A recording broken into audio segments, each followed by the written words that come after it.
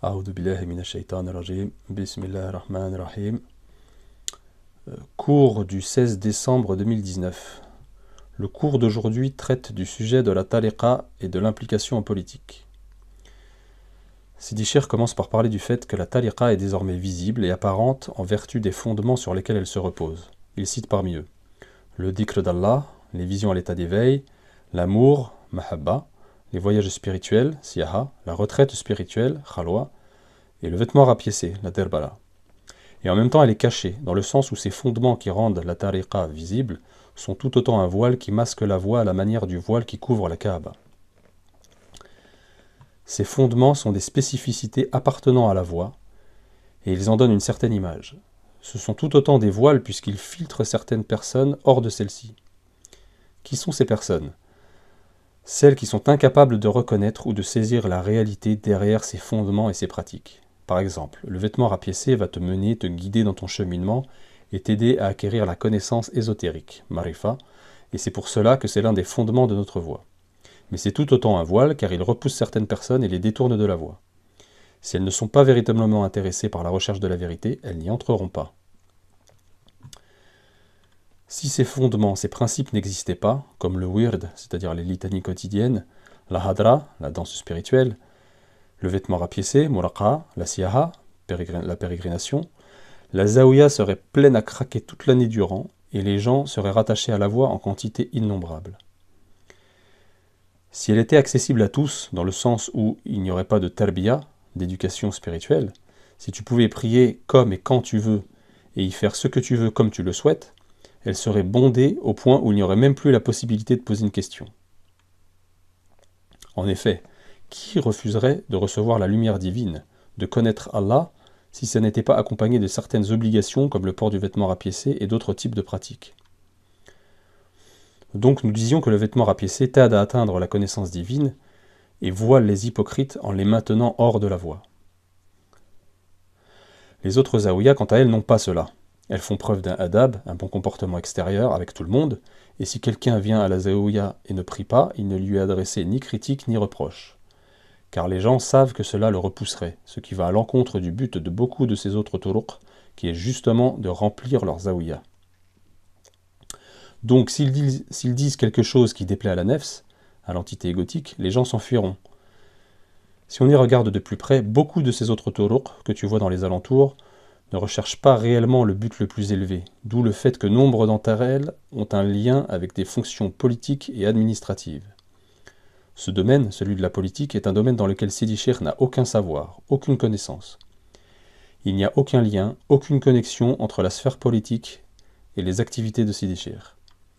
Il ne reçoit aucune aide de l'État et du gouvernement, et il n'a pas hérité d'une zaouïa puisqu'il l'a construite par ses propres moyens.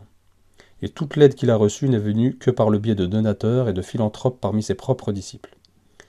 C'est l'une des raisons pour lesquelles Sidi Cheikh peut faire des reproches et éduquer ses disciples, même de manière difficile et déplaisante pour la nefs. Car il a quelque chose de véritable, de concret à offrir à ses disciples, dont tous bénéficient. Sidi Cheikh a ensuite raconté une histoire, un incident qu'il a eu avec un représentant politique de la ville de Al-Arawi. Il dit qu'un jour, ce représentant du gouvernement l'a appelé et lui a demandé de fermer la zaouïa. Sidi Cheikh lui a répondu « Aucun problème, je la fermerai, mais je veux que tu m'écrives sur un papier ce que tu me demandes, c'est-à-dire que la zaouïa est fermée et que le dhikr d'Allah ne peut plus y être pratiqué désormais, et je garderai ce papier. » Ce représentant du gouvernement lui a demandé « Mais qu'est-ce que tu vas en faire ? L'amener à un ministère ou quelqu'un de plus haut gradé que moi ?» Sidi Cheikh lui répondit « Non, le plus haut fonctionnaire du gouvernement que je connaisse, c'est toi. Je ne connais personne d'autre. Je ne vais pas l'amener à quelque supérieur que ce soit, mais je vais le garder, et je demanderai à ce qu'il soit enterré avec moi dans ma tombe.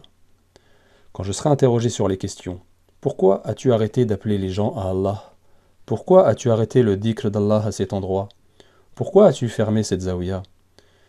Je dirai que c'est pour les raisons écrites sur ce papier, et je te désignerai, toi qui l'as signé. Je dirai, cette personne m'a ordonné d'arrêter le dhikr d'Allah. L'homme a alors remarqué un temps de silence et s'est mis à hésiter. Puis il a dit, personne ne peut écrire quelque chose comme ça, je ne peux pas te donner ce papier. Ce à quoi Sidi Cheikh a répondu: alors personne ne peut m'arrêter de pratiquer le dhikr d'Allah dans cette zaouïa. L'homme est revenu à la charge et il lui a dit: et si on trouvait un compromis du genre je gère la moitié, tu gères l'autre moitié, je prends une partie du pouvoir et toi aussi? Sidi Cheikh lui a dit: non, tout est à moi, tout est sous mon contrôle. Ensuite, Sidi Cheikh s'est tourné vers l'homme et lui a dit: toi, tu n'as même pas de contrôle sur ta propre personne et tu penses détenir un pouvoir sur la ville, mais tu n'en as aucun. L'homme a alors demandé: qui est le responsable alors? Sidi Cheikh lui a répondu: c'est moi le responsable. En entendant cela, l'homme fut déconcerté et il resta silencieux. Sidi Cheikh commente cela en disant que lorsqu'une personne fait face à la vérité et qu'elle peut discerner le vrai du faux, alors cette personne sait ce qu'elle a à faire. Donc, ce représentant a finalement retiré sa demande de fermeture de la zaouïa. À compter de ce moment-là, cet homme commença à avoir beaucoup de respect pour Sidi Cheikh, au point où il demandait à son chauffeur personnel d'aller le conduire à différents endroits quand il en avait besoin, et d'autres choses encore. Sidi Cheikh commente tout cela en disant qu'il y a toujours des pressions venant de l'extérieur. Et si tu as une importance ou des responsabilités en politique, alors tu n'es pas libre de faire ce que tu souhaites. Tout cela pour dire que Sidi Cheikh n'a aucun intérêt et aucune implication dans la politique. Il ne connaît ni le nombre des partis politiques au Maroc, ni le nom des ministres, ni le visage des maires. Ce n'est pas son domaine, et d'ailleurs dans le dialecte marocain, le terme politique est aussi synonyme du mot menteur. Et Sidi Cheikh dit qu'il ne peut avoir aucune attache avec une discipline dont le mensonge fait partie intégrante. Il dit: ce domaine a ses propres gens, et nous ne nous y impliquons pas. Pour illustrer cela par un exemple d'une situation extrême, quand par exemple tu es dans une situation urgente, comme quand une femme a besoin d'une césarienne et s'apprête à donner naissance, tu amènes un docteur, même si ce docteur n'a pas bonne réputation. Tu ne vas pas demander à un imam pieux qui dirige les gens dans la prière quotidiennement de faire une césarienne sur une femme qui va donner naissance. Ce n'est pas possible, ce n'est pas son travail. L'imam sait comment guider la prière, et le docteur connaît lui aussi la fonction qui lui est propre. Donc l'homme, au lieu de vouloir forcer le changement, devrait plutôt prier pour la guidance. Prier pour que ces gens de la sphère politique soient guidés. Et tu devrais savoir que si ces personnes sont destituées de leur fonction, tout comme le docteur qui n'a pas si bonne réputation pourrait l'être, qui va prendre leur place? Qui va prendre la place de ce docteur? Les fuqara ne devraient avoir aucun mot à dire en ce qui concerne la politique. Si on prie, et qu'on a de quoi se nourrir, de quoi boire, et qu'on a suffisamment pour pratiquer le dhikr d'Allah, alors on devrait s'en contenter. Nous n'avons besoin de rien d'autre que cela. Sidi Cheikh dit: nous prions pour la paix, les bienfaits et les bénédictions dans le pays dans lequel on vit, quel qu'il soit, et au lieu de participer à des manifestations, car par exemple notre salaire ne suffit pas à couvrir nos besoins primaires ou parce que le prix du pain a grimpé, alors nous prions pour les bienfaits, la baraka quand la pluie vient à tomber, et c'est ce qui va faire baisser le prix du pain et mettre de la baraka dans nos salaires. Ensuite, Sidi Cheikh parle d'un incident international qui a eu lieu en 2017, déclenché par une siyaha, une pérégrination que les disciples de la tariqa ont fait en Algérie durant le ramadan. Il y a eu une fitna, des accusations qui ont été faites envers la tariqa. Et malgré tous les problèmes qui ont surgi, l'attention médiatique, les accusations d'implication politique accusant la tariqa d'être partie prenante d'un complot pour déstabiliser l'Algérie, etc., malgré tous ces problèmes, les fuqara qui ont participé à la siyaha n'ont eu aucun souci sur place, au contraire. Les autorités politiques et les gens du commun qui les croisaient s'arrêtaient pour leur donner de l'eau et de la nourriture. Sidi Cheikh dit: nous prions pour la paix et pour être en bon terme avec autrui, au lieu de participer à ces manifestations ou révoltes politiques. La siyaha en soi est un type de manifestation, mais ce n'est pas une source de fitna pouvant engendrer la guerre civile et le désordre et causer des dommages irréversibles. Nous n'avons aucun droit à défendre. Sidi Cheikh parle ici des droits de l'homme. Il dit: nous n'avons que notre Seigneur.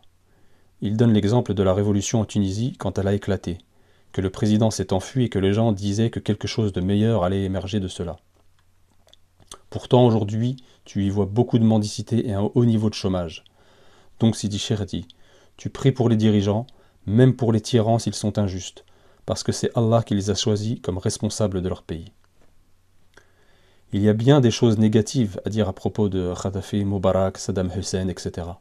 Mais aujourd'hui, maintenant qu'ils ont été destitués, qui a pris leur place? Comment se porte leur pays sans eux? C'est la pauvreté, la famine, la guerre civile et d'autres choses du même ressort. Depuis que ces dirigeants ont été évincés du pouvoir, on trouve la fitna dans ces pays, la guerre civile, les épreuves. Sidi Cheikh mentionne ensuite quand le journaliste saoudien a été massacré dans l'ambassade d'Arabie Saoudite en Turquie. Sidi Cheikh a prié pour que cette affaire s'apaise et pour qu'elle ne cause pas d'instabilité dans le royaume d'Arabie Saoudite. Les gens lui ont demandé « Pourquoi ?» Et il a dit « Certes, un tyran sanguinaire est responsable de cela, mais cette personne, quelle qu'elle soit, un prince ou un roi, c'est le dirigeant du pays dans lequel la maison sacrée d'Allah réside, et si cette personne est renversée ou si la monarchie est déstabilisée, cela mènera à la guerre dans le royaume d'Arabie Saoudite avec des conséquences très graves pour tout le monde et surtout pour la maison sacrée. Le destin du journaliste est terminé, il est au paradis, et pour ceux qui sont responsables de son massacre, ils mourront à leur tour et seront jugés pour cela. Mais ce n'est pas une raison pour destituer un dirigeant ou pour combattre ce qui a été décrété par Allah. Retirer un dirigeant, quel qu'il soit, pose toujours la question de savoir qui sera mis à sa place. Et il est obligatoire de rester sous l'autorité de celui qui nous dirige. Les manifestations, protestations sont des bid'as injustifiées qui causent nombre de préjudices et d'instabilité.